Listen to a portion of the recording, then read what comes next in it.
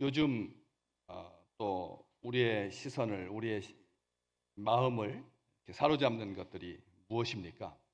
저는 어, 좋은 그 영화, 좋은 시리즈 영화들을 이렇게 보곤 하는데, 요즘 그 사람들이 이 사후 세계에 대한 이런 관심이 점점 많아지는 것 같습니다. 그래서 우리 전 세대가 경험해 보지 못했던 그런 장수의 시대, 백세 시대를 살다 보니까 그 죽음 넘어 어떤 삶이 있을까? 지옥으로 갈 것인가? 천국으로 갈 것인가? 우리 인생으로 끝나는 건가? 아니면 다음 생에 이번 세대를 반영하여서 더 나은 단계로, 아니면 더 낮은 단계로 윤회를 거듭할 건가?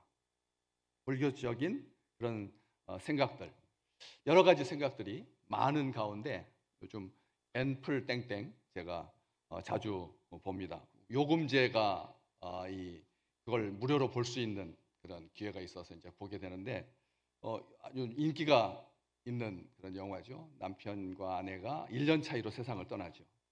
남편은 신혼 초에 교통사고를 당해가지고 하반신 마비가 되어가지고 평생 그렇게 침대 생활을 하다가 세상을 떠나게 되고, 1년 뒤에 아내가 이제 세상을 떠나게 되는데, 이 거기 천국에 도착해 가지고 두 가지를 이제 그 면접을 봐야 되는데, 거기 두 가지를 면접 보는데, 그 둘 중에 하나가 몇 살로 천국에서 살 겁니까?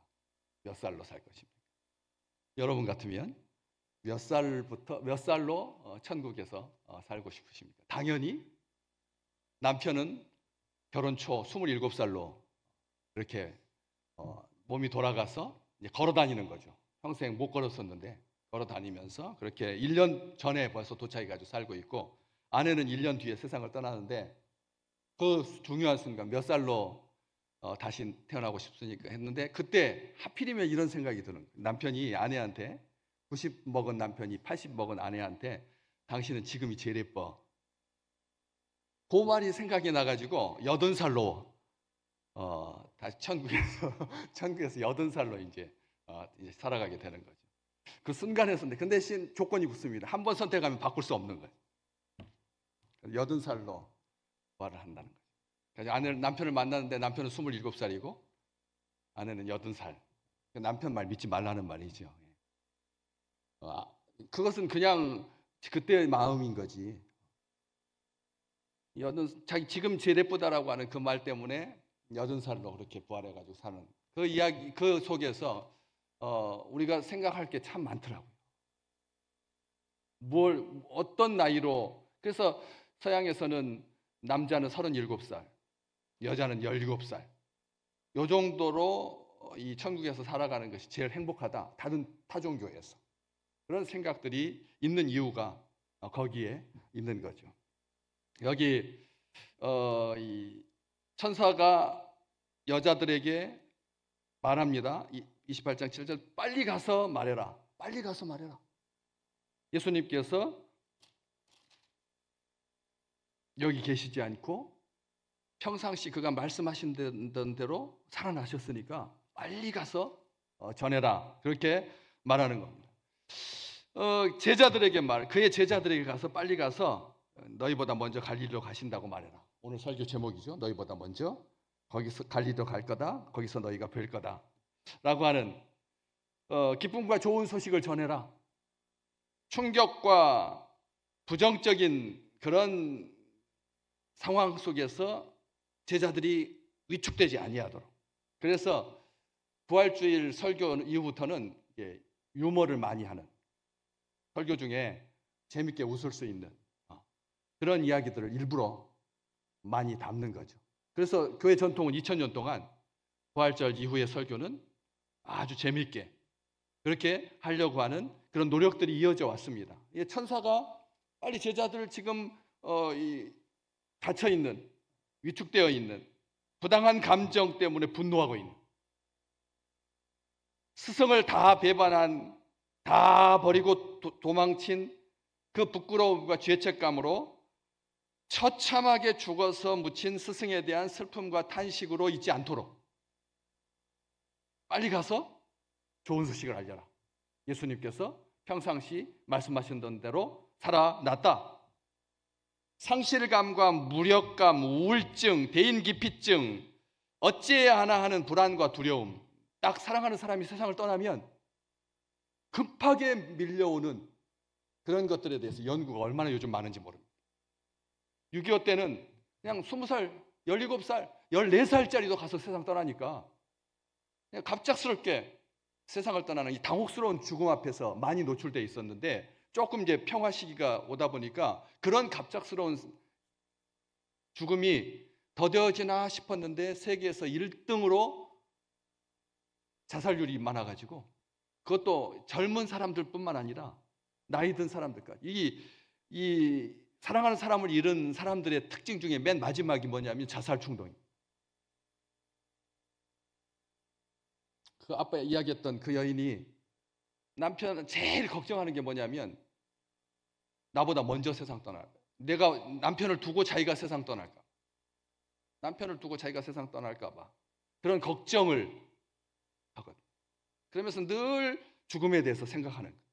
죽음에 대해서 생각하다가 남편이 그렇게 말하던 대로 너무 오래 아프지 아니하고 침대에서 누워서 그냥 아침에 잘 다녀와 라고 하고, 그리고 꼭 우산 챙겨. 왜? 아내가 일수 돈 놀이하는 그걸로 평생 남편 그 교통사고 보험금 받아가지고 그 일수놀이 해가지고 살아왔던 그 아주 억척스러운 여인이 빌려갈 때는 아쉬워가지고 막 돈 좀 빌려달라고 하고, 돈 받으러 가면 한 나쁜 년 2년 전년 하니까, 그러면서 그냥 소금 뿌리고 그다음에 뭐 물 뿌리니까 우산의 달인이 돼가지고 뭐가 탁 날아오면 탁 막는 그런 삶을 살아오면서 생각한 거예요. 사랑하는 사람을 두고 떠나지 않도록 이런 마음들이 다 있었던 거죠. 그래서 이런 이 대인기피증, 어찌해야 하는 그런 과도한 긴장 상태가 계속되면서 집중력도 저하되고 식욕도 저하되고 불안과 피로감이, 불면증이, 그리고 심지어는 환청에 시달리게 됩니다. 사랑했던 사람이 세상 떠나고 나면 TV를 보고 있는 것 같아요. 남편이 소파에 앉아서 아빠가 러닝 셔츠 바람에 소파에 앉아가지고 TV 보는 듯한 느낌이 든다. 엄마가 요리를 아침에 이렇게 하고 있는 그 뒷모습이 보이는 거예요. 이게 환청이 보이는 거, 환각 증세를 경험하는 거예요. 그래서 이런 연구들을 쭉 모아가지고 마지막 결론이 뭐냐면, 사랑하는 이를 보내고 나서 흘리는 100일간의 눈물보다 지금 함께 있을 때 더욱 귀하게 여기고 사랑한다라고 말합니다. 그래야 된다. 연구의 결론입니다. 지금 우리보다 한 10년 먼저 초고령 사회를 경험했던 일본에서, 그리고 우리가 지금 이 지구상에서 제일 오래 사는 그런 민족이 되었는데, 결론이 뭐냐?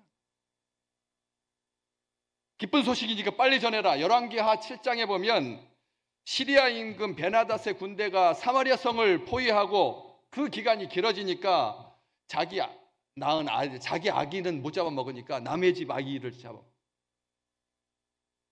다음 날 되어서 이쪽 아이 잡아먹자고 했는데 안 된다 그러고, 그래가지고 머리카락을 잡고 막 싸우게 되고, 이런 일 속에서 선지자 엘리사 선지자가 뭐라고 말합니까? 내일 이렇게 치솟았던 물가가 잡히고, 그리고 평상시처럼 저렴한 가격에 보리와 쌀을 구입해서 먹을 수 있게 될 거다. 그 옆을 수행했던 수행장관이 어떻게 하나님이 하늘에서 문을 열어가지고 쏟아주지 않는 한 이런 일은 개선될 것 같지 않다. 선지자가 다 그렇게 먹일 텐데 너만 못 먹을 거다. 너만 그렇게 될 거다. 그 싼 것 취하기 위해서 달려간 사람들한테 발에 밟혀가지고 죽게 되는 그런 일들이 있잖아요. 거기에서 바깥에 심한 피부병에 걸려서 성문 어귀에서 숨어 살던 4사람이 이 아람 군대, 시리아 임금의 그 군대가 그 진영에 먹을 것이 많으니까 가가지고 살려달라고 해요. 살려주면 살고 죽이면 죽으리라. 죽으면 죽으리라 라고 하는 그런 각오를 가지고 시리아 진영 끝자락으로 가봤더니 하나님께서 그 전날 그 진에 전투 수레 소리, 말 달리는 소리, 큰 군대의 소리를 들리게 해서 그래서 아무도 남아있지 않아요. 모든 것을 다 버려두고 그 진영 끝자락에 가서 마음껏 먹고 마시고 은과 금과 옷을 감추고 더 감추자 해가지고 한 번 더, 2번이나 걸쳐서 은과 금과 옷을 가져다가 산더미처럼 감춰두고 그러면서 하는 말, 열왕기하 7장 9절 말씀. 우리가 이렇게 해서는 안 되겠다. 오늘 아름다운 소식이 있는 날이거늘 우리가 침묵하고 있도다. 만일 밝은 아침까지 기다리면 벌이 우리에게 미칠지니 이제 떠나서 왕궁에 가서 알리자. 그렇게 말했죠. 작은 부활절 살고 있는 주의 백성들은 기쁨의 좋은 소식을 자기만 간직하고 있어서는 안 된다는 거예요. 빨리 가서 알려야 된다. 빨리 가서 알려야 된다. 다니엘이 하나님 앞에서 자신의 죄와 이스라엘의 백성의 죄를 자복하고 여호와 하나님 앞에서 간구할 때 다니엘서 9장 21절 말씀, 이전에 환상 중에 본 그 사람 가브리엘이 빨리 날아서 저녁 제사를 드릴 때 즈음에 내게 이르렀다. 성경은 그렇게 기록하고 있고 빨리 날아가서 가브리엘 천사가 다니엘이 기도하고 있을 때 좋은 소식을 다니엘에게 알려주기 위해서 빨리 갔다고. 그렇게 성경에 기록되어 있거든. 제자들에게, 세상 사람들에게 알리는 것이 아니라 제자들에게, 믿음의 사람들에게 가서 그가 죽은 자 가운데서 살아나셨고 그리고 너희보다 먼저 갈릴리로 갈 거니까 갈릴리에서 너희를 주님께서 만나 주실 거다. 누가복음에 어찌하여 살아있는 자를 죽은 자 가운데서 찾고 있느냐, 여기 계시지 않는다, 살아나셨다, 그렇게 기록되어 있습니다. 부활은 절망과 죽음의 문을 여신, 그리고 영생과 소망을 소망으로 주신 참 아름다운 날이고 복된 날입니다. 작은 주일마다 죽은 사람을 살리는 새 창조의 역사가 나타나시기를 주의 이름으로 축복합니다. 주일마다 오를 때마다 새 창조의 역사를 일으키시는 그런 하나님의 그 놀라우심이 우리의 삶과 우리의 몸에, 영혼의 범사에 가득할 줄로 믿습니다.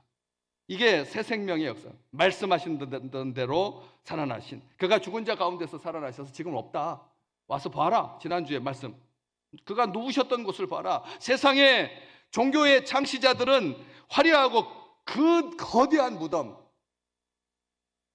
상징화합니다. 그리고 방부 처리해가지고 유리관 안에 안치해서 지금도 가서 볼 수가 있는 거죠. 사우디아라비아에 가면, 메디나에 가면은 이슬람교의 창시자인 마호멧의 무덤입니다. 거기가 성지가 성지가 무덤입니다. 그들의 인생의 목적이 무덤을 방문하는 겁니다. 부활하신 소망의 장소를 우리에게 허락하여 주셔서 매주일 주의 전에 오를 수 있는 이 믿음, 이 놀라운 은혜를 우리에게 주셨네. 그래서 그 메디나는, 마호멧의 무덤은 볼 사람들이 너무나 많이 몰려들어가지고 100만 명을 수용할 수 있는 공원, 100만 명이 들어올 수 있는 이 세상에서 제일 큰 무덤인 거죠. 제일 큰 무덤입니다. 100만 명. 생애 한 번은 꼭 성지순례를 와야 된다. 종교 창시자 마호멧의 무덤에 와야 된다 해가지고 무덤을 구경하려고 온 사람들이 100만 명씩 해마다. 그래도 평생 다 못 수용해가지고 그래서 더 키워야 되지 않겠느냐, 그런 상황인 것이죠. 이집트의 피라미드도 마찬가지. 거대하기 이를 데 없습니다. 바로의 시체가 거기에 미라화되어서 먼지만 폴폴 날리는 그런 공간인데 우리 주님께서 여기 계시지 않고 말씀대로 살아나시고 너희보다 먼저 갈릴리로 간다. 우리의 주님의 부활이 없다면 우리는 세상 사람들보다 가장 미련한 사람들이다. 세상 가운데서 주님께서 부활하시지 않았다면 우리의 믿음은 다 거짓이다.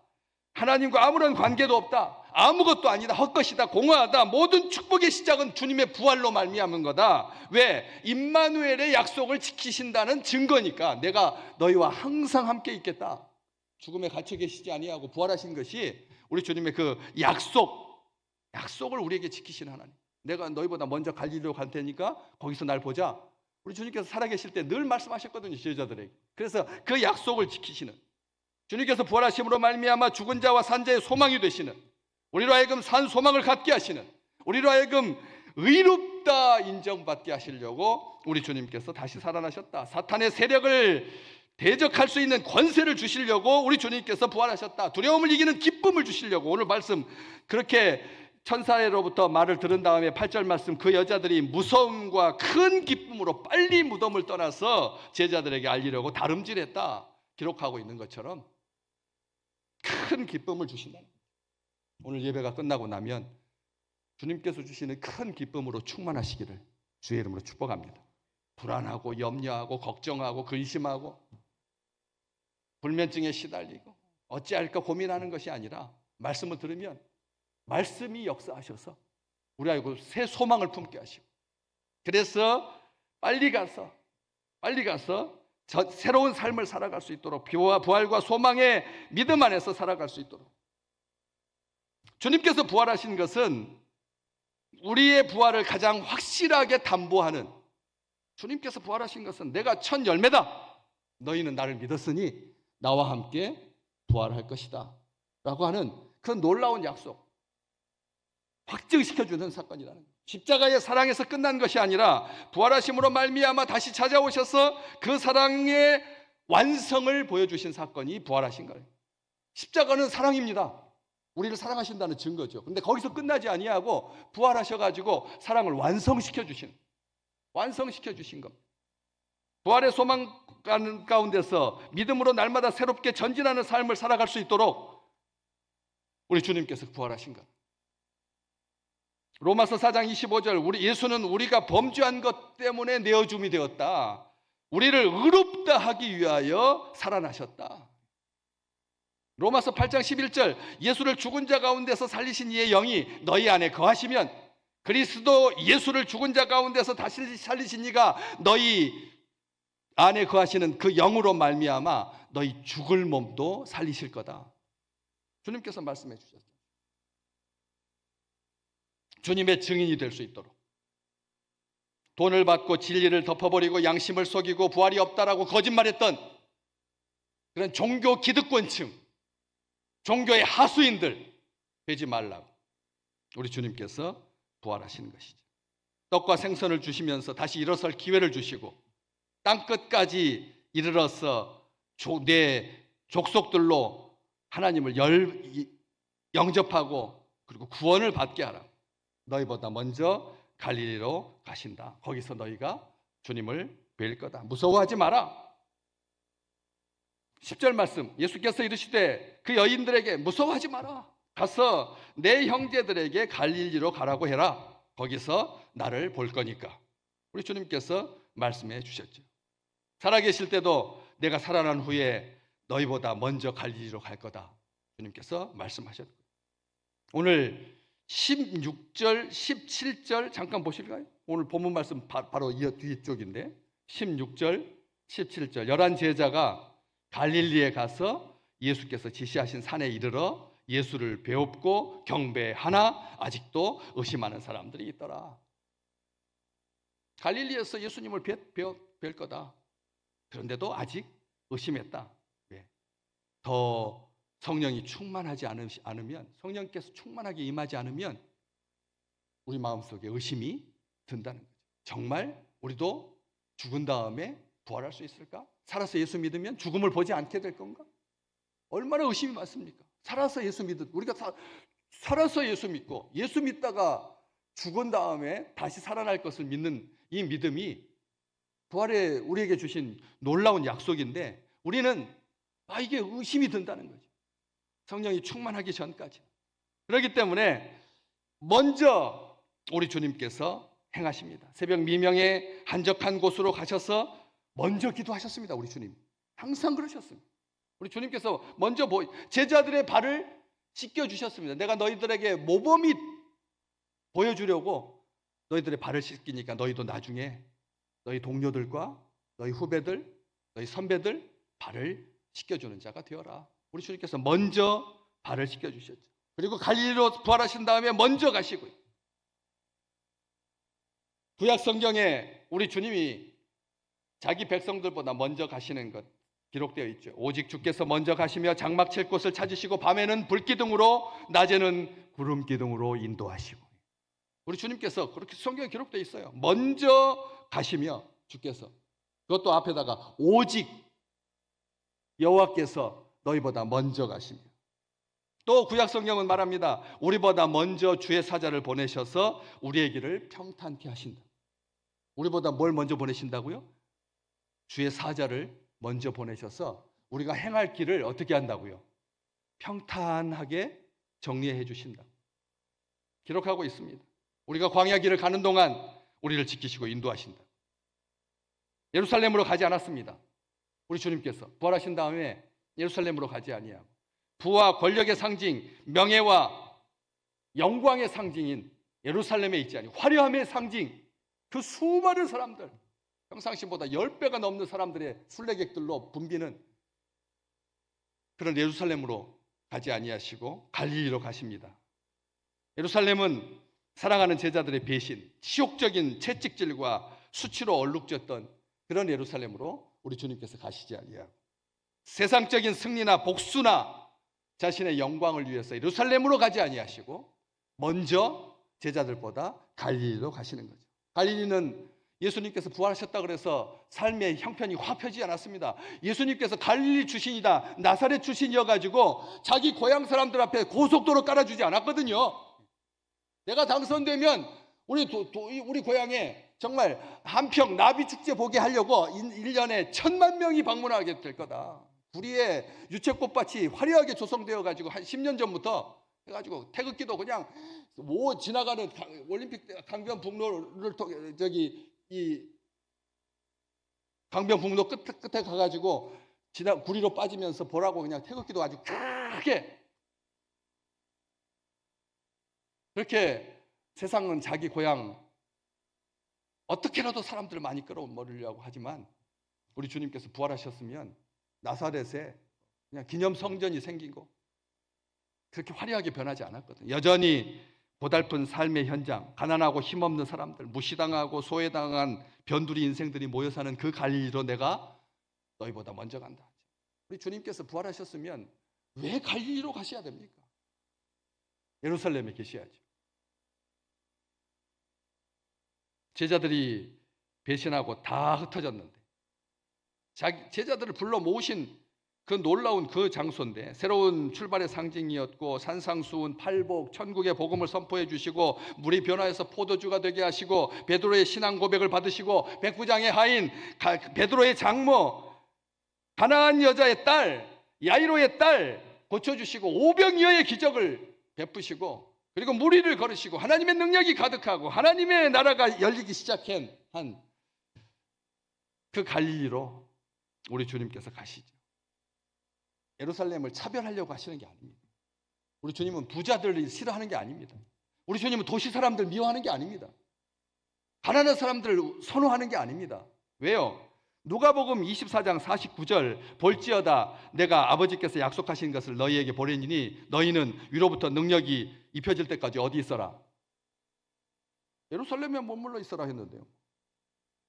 그러니까 주님이 예루살렘을 미워하는 게 아니라니까. 갈릴리만을 선호하는 게 아닙니다. 무조건 약자의 편에 서라. 지금 그만하는 게 아니라는 거예요. 우리 주님은 자기 백성들이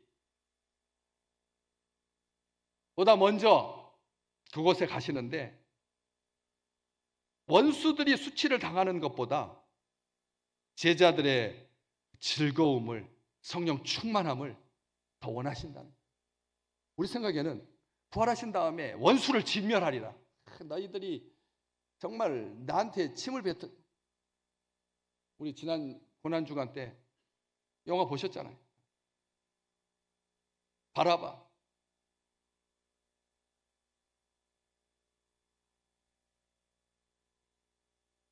그래서 종교 지도자들한테 보란 듯이 하지 않으시고 갈릴리로 먼저 가신다라고요.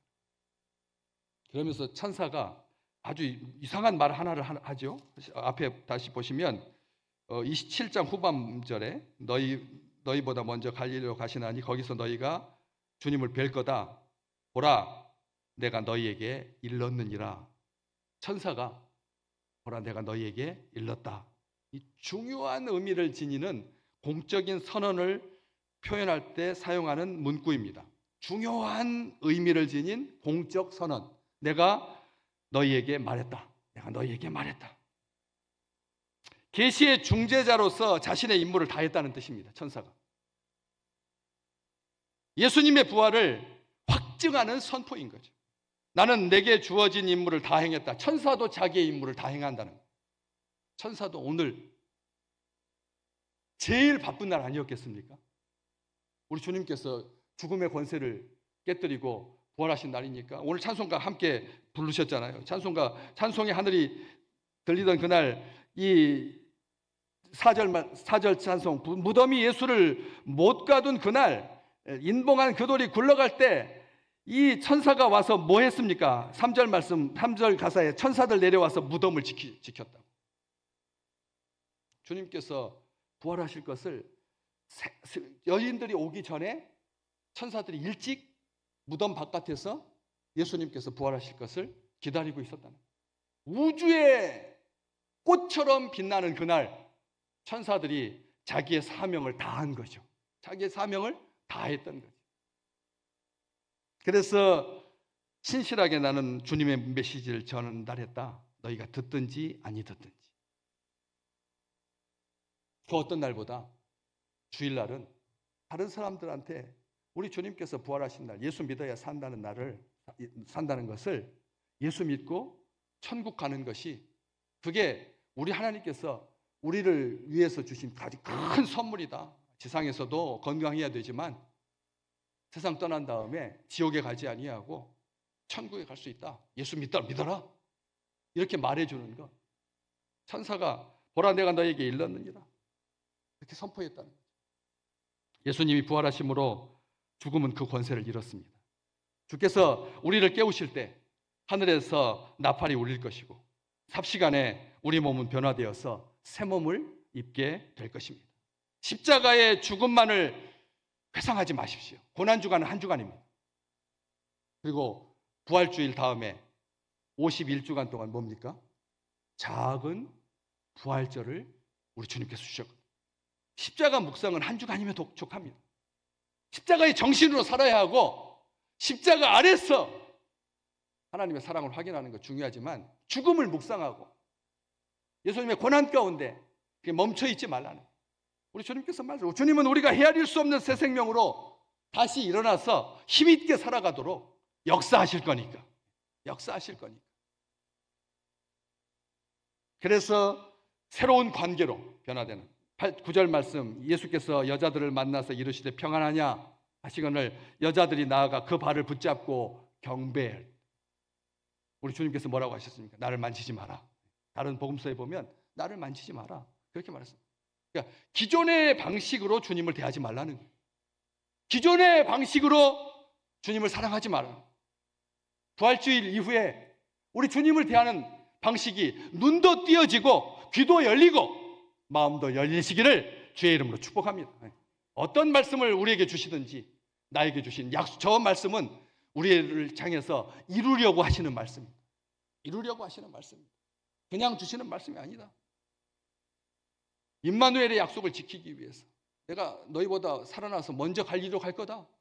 약속했던 제자들에게 했던 그 약속을 지키시는 신실하신 우리 주님의 약속을 붙들고 소망 가운데 행하는 우리 믿음의 백성들 되시기를 주의 이름으로 축복합니다.